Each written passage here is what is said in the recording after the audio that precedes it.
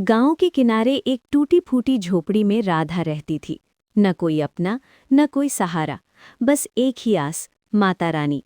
हर सुबह वो मंदिर जाती, लेकिन अंदर नहीं जाती थी, क्योंकि उसके पास चढ़ाने के लिए कुछ भी नहीं था।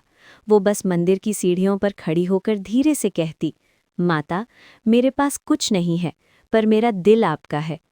लोग हंसते, अरे खाली हाथ आई है फिर से? भक्ति से पेट नहीं भरता।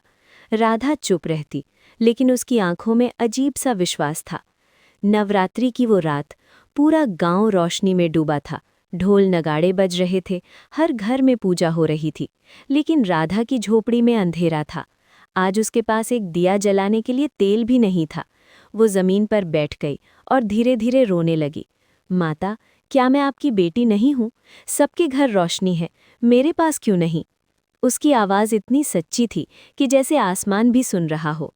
अचानक कुछ अजीब हुआ। तेज हवा चलने लगी। झोपड़ी का दरवाज़ा अपने आप खुल गया। राधा डर गई। कौन है? तभी एक अजीब सी रोशनी पूरे कमरे में फैल गई। उस रोशनी के बीच एक बूढ़ी औरत खड़ी थी, रहस्यमयी बूढ़ी औरत।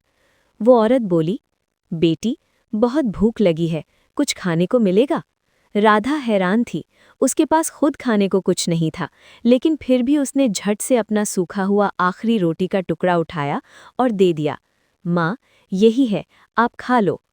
बूढ़ी औरत मुस्कुराई, उसकी आंखों में चमक थी।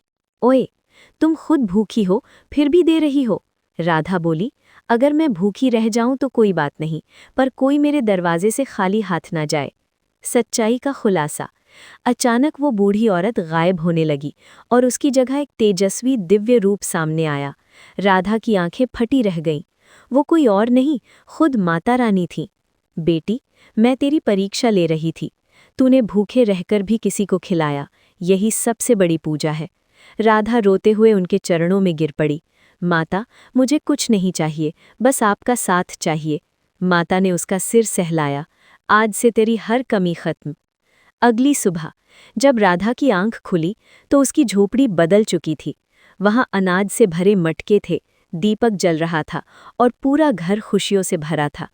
गांव वाले हैरान थे, ये कैसे हुआ? राधा मुस्कुराकर बस इतना कहती, जब दिल साफ होता है तो माता खुद आ जाती हैं।